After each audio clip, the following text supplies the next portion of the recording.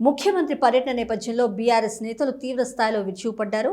సిద్దిపేటకు నిధులు విడుదల చేయకుండా పుట్టిన అబద్ధాలతో జిల్లాపై విషం కక్కేందుకు మాత్రమే ముఖ్యమంత్రి వచ్చారని బీఆర్ఎస్వి సిద్దిపేట జిల్లా అధ్యక్షుడు రెడ్డి యాదగిరి, పట్టణ సమన్వయకర్త ఇరుగంటి రమేష్ ఆరోపించారు. నంగునూరు మండలం నర్మెట్టలోని ఆయిల్ ఫామ్ ఫ్యాక్టరీ వద్ద బీఆర్ఎస్వి ఆధ్వర్యంలో నిరసన కార్యక్రమం చేపట్టిన నేతలు మాజీ సీఎం కేసీఆర్, మంత్రి హరీష్ రావు చిత్రపటాలకు పాలాభిషేకం చేశారు. అంతేకాకుండా సీఎం సభాస్థలిని శుద్ధి చేయడానికి ప్రయత్నించారు. అయితే భారీ బందోబస్తు మధ్య పోలీసులు వారిని సభ ప్రాంగణంలోకి అనుమతించకుండా అడ్డుకోవడంతో ఉద్రిక్త పరిస్థితులు నెలకొన్నాయి.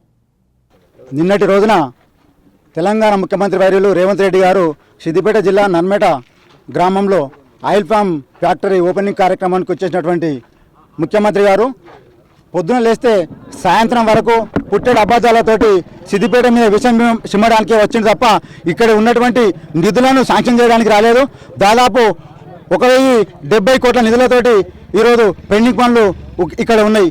కనీసమైన మేము సిద్దిపేట ప్రజానికం ఏమనుకున్నామంటే ముఖ్యమంత్రి వస్తే సిద్దిపేట ఏ ప్రాంతానికైనా ముఖ్యమంత్రి ఈరోజు నిన్నటి రోజున సీఎం రేవంత్ రెడ్డి వచ్చి బీఆర్ఎస్ ప్రభుత్వంలో కట్టిన ఆయిల్ ఫామ్ ఫ్యాక్టరీని ప్రారంభించి కట్టడం బీఆర్ఎస్ ప్రభుత్వం అయింది, కత్తిరించడం రేవంత్ రెడ్డి ప్రభుత్వం అయింది.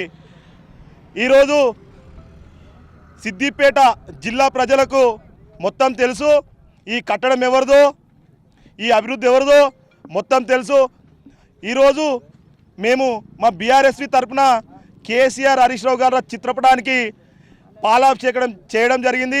మా రైతు పక్షపాతి కేసీఆర్ గారు, హరీష్ రావు గారు మాకు అన్ని విధాలుగా ముందుండి నడిపించే నాయకులు.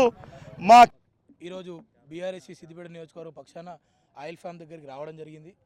నిన్న రేవంత్ రెడ్డి గారు, తెలంగాణ ముఖ్యమంత్రి రేవంత్ రెడ్డి గారు ఆయిల్ ఫామ్ ఓపెనింగ్కి వచ్చిండు. సరే, ఆయిల్ ఫామ్ ఓపెనింగ్కి వచ్చిండు, మరి రిబ్బన్ కట్ చేసిండు. కానీ మరి సిద్దిపేటకి ఏమి ఇస్తా, మళ్ళీ సిద్దిపేటకి ఏం తెస్తా, సొంతంగా కొత్తగా నూతనంగా ఏం ఏర్పాటు చేస్తా అని మాత్రం ఒక్క విషయం కూడా చెప్పలే. సిద్దిపేటలో ఉన్నటువంటి ఆయిల్ ఫామ్ని నేను కొత్తగా కొడంగల్ నియోజకవర్గంలో పెట్టుకుంటా అని మాట్లాడి, కానీ మరి సిద్దిపేట నుంచి వెతుకపోయినటువంటి వెటర్నరీ కాలేజ్ గురించి నువ్వు మాట్లాడలే. సిద్దిపేటలో ఆగున్నటువంటి పనులు శిల్పారామం గురించి నువ్వు మాట్లాడలే. సిద్దిపేటలో దాదాపు 90% పూర్తయిన మెడికల్ కాలేజ్కి 10% ఇంకా పనిచేస్తే 1000 పడకల ఆసుపత్రి ప్రారంభమవుతుంది. దానికి నువ్వు సమాధానం చెప్పలే. ఇవన్నీ చెప్పకుండా పైగా ఏం చెప్పిపోయినావు అంటే సిద్దిపేట నుంచి కొత్త వ్యక్తులను రోడ్డు మీద తీసుకొస్తాను, నువ్వే రేపు రోడ్డు మీద పడే రోజు వస్తుంది, గుర్తుపెట్టుకో రేవంత్ రెడ్డి.